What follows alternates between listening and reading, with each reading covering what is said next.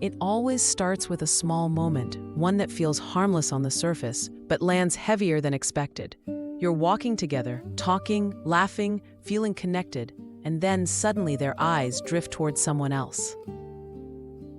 It's quick, subtle, almost instinctive, but you notice it. And even if you pretend you didn't, something inside you tightens.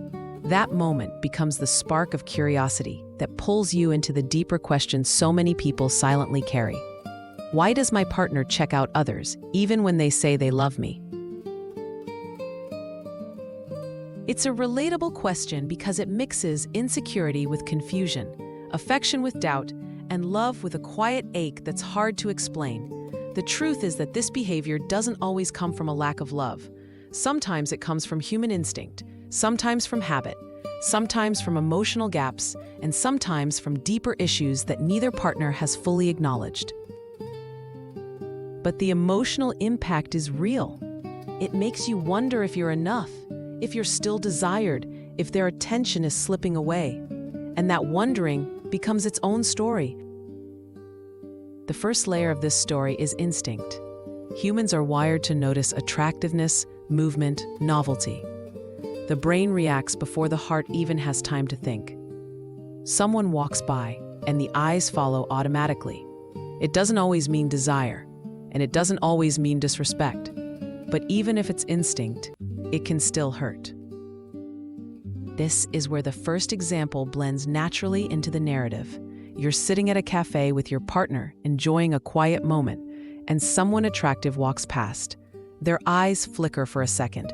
They don't flirt, they don't stare, they don't act on it, but you feel the shift, you feel the sting, and you wonder why instinct seems stronger than consideration. The second layer is habit. Some people grew up in environments where checking people out was normalized. Friends joked about it, family members did it openly, or past relationships tolerated it. They may not even realize they're doing it.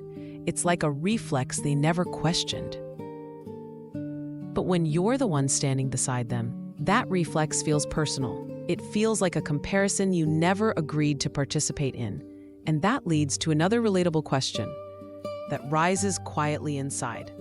If they love me, why am I not enough to hold their attention?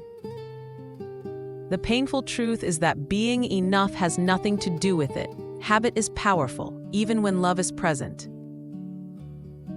The third layer is emotional disconnection. Sometimes people check out others because something in the relationship feels distant or unspoken. They may still love their partner deeply, but they're craving excitement, validation, or novelty. They may not even realize they're doing it as a way to fill an emotional gap. This is where another example fits naturally. You've been together for a while, routines have settled in, life has become busy, and the spark feels dimmer. Your partner isn't unhappy, but they're not fully present either. When someone attractive appears, their eyes drift, not because they want that person, but because they miss the feeling of being excited. They miss the rush. They miss the spark.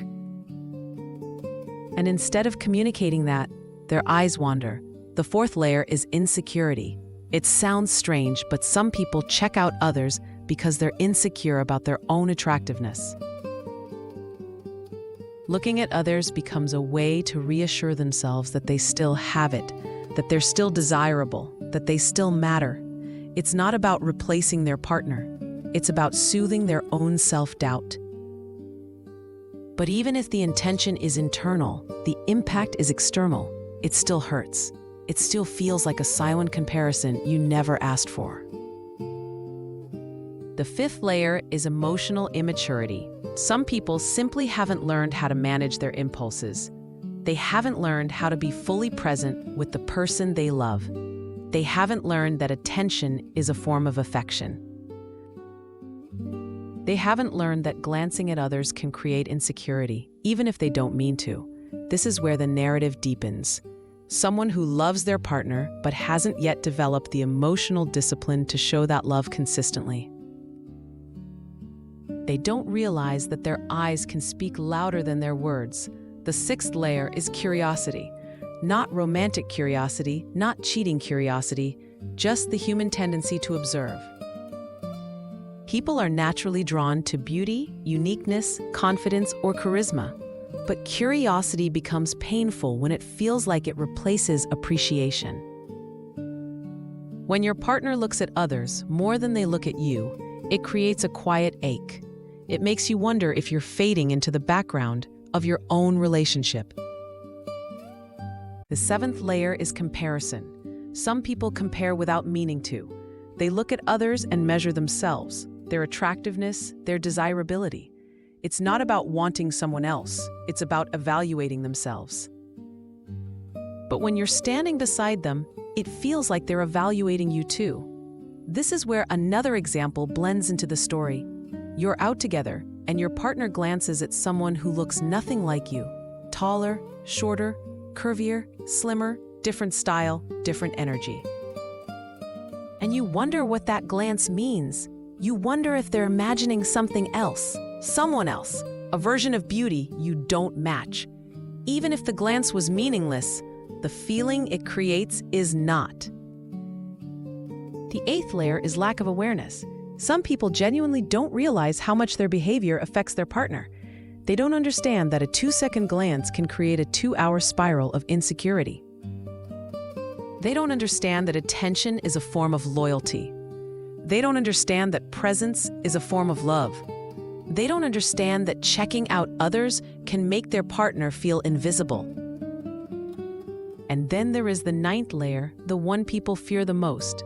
Sometimes a wandering eye is a sign of deeper dissatisfaction, not necessarily cheating, not necessarily disloyalty, but a quiet longing for something that feels missing. It could be emotional connection, physical intimacy, admiration, excitement, or even self-confidence. This is where the narrative becomes more vulnerable. Someone who loves their partner but feels disconnected from themselves. They look outward because they don't know how to look inward. And woven through all of this is the moral of the story, not delivered as a lesson, but as a quiet truth that emerges naturally.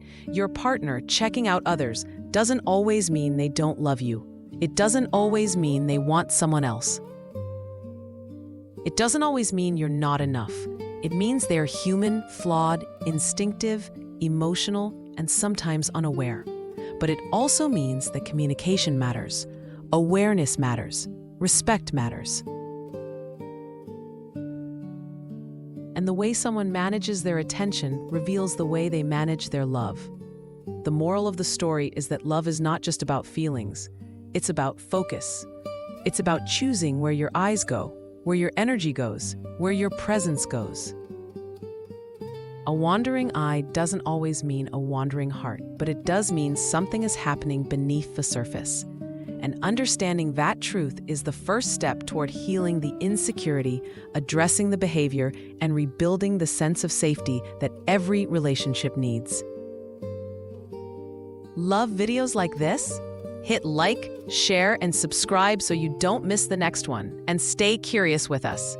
Conceptique, where complex ideas become beautifully simple.